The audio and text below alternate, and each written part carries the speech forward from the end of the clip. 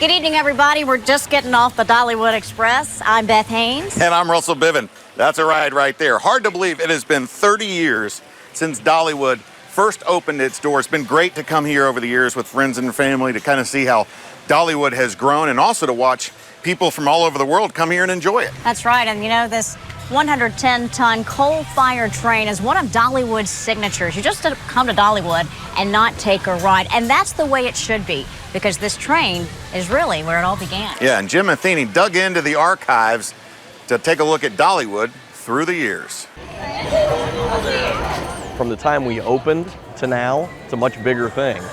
Pete Owens joined Dollywood in 2001, and his job promoting the Dollywood brand has truly been one roller coaster ride after another.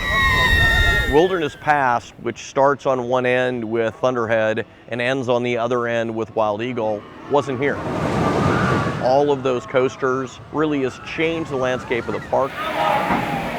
But for all the thrills, the brand Owens promotes remains rooted in the hills Dolly Parton called home. What started all of this are the Great Smoky Mountains. With Dolly growing up here and the Great Smoky Mountains as a destination for families, there really was kind of a magical mix.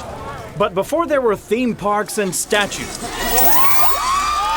there was a young girl from Sevier County named Dolly Rebecca Parton. This is Dolly Parton, and Dolly, we're happy to have you on the Caswalker Well, I'm Show. happy to be back. Thank you. In the 1960s, dreams came true for Dolly. Just because I'm blonde, don't think I'm dumb, 'cause this stuff blonde ain't nobody's fool. Dolly transformed a childhood of poverty into rich songs that struck a chord in the heart of country music. Thank you so much. Dolly moved from a behind-the-scenes songwriter into the spotlight on center stage. And the valley to the shore. During the years when Dolly's career was on the fast track to superstardom, a plot of land in Sevier County also went through a dramatic transformation. The creators of North Carolina's Tweetsie Railroad laid tracks in Pigeon Forge.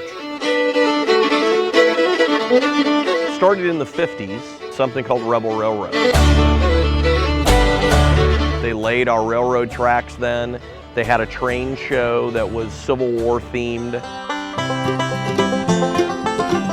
From Rebel Railroad, you transition to a part called Gold Rush Junction. Gold Rush Junction was owned by Art Modell, the owner of previously the Cleveland Browns. He's a big train person, so he bought himself a railroad, and then he started to develop this property.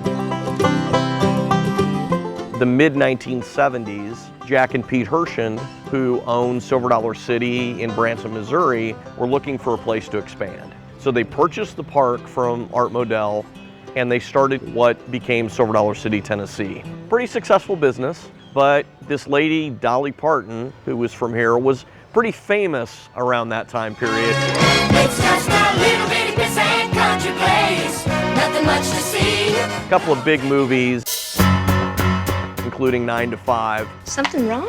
I got something on my dress? So she told Barbara Walters on television that she was going to build a theme park in her home area. Working 9 to 5, what a way to make a living. And she was going to create jobs for that area.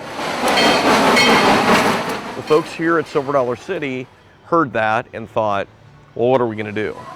The folks at Silver Dollar City talked to Dolly and decided the best business move was not to beat her. How you doing? Starting in 1986, they joined her. Good morning, everybody, and welcome to Dollywood. Working 9 to 5, what a way to make a living. Barely getting by, it's all taking and no giving. They just use your mind and they never give you credit. It's enough to drive you. That's a little high for me, gang. But I tried.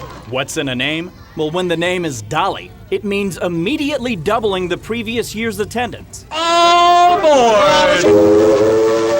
Love Dolly. She's so hometown. It's just, one of us. And we're glad that she invested in Dollywood. They always say you can never go home again, but I never believed that was true. A happy homecoming got more than 1 million people through the doors of Dollywood. Oh, they should come because it's fun for one thing, and they'll get a chance to see the Smoky Mountains. But to keep them coming back, Dolly never took the approach of, if it ain't broke, don't fix it. Dollywood's recipe for success took what was not broken and dared to make it even better.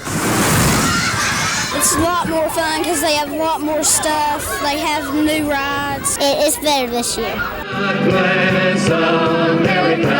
on, sing along. And with each season, they've added new shows, new rides, and even changed when you can visit Dollywood. Just have this part of the park that we can keep open year-round.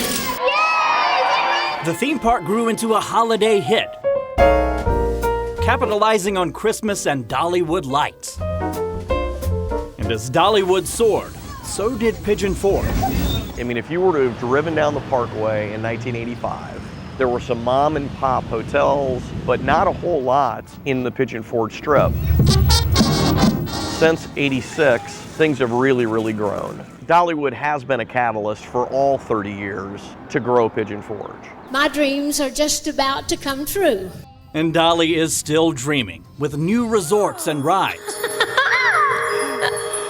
But never get sidetracked from still dancing with the ones that brought you. You can still get on a 110-ton coal-fired steam train. Those consistent things, that feeling of home, plus the new innovative things, really make Dollywood special.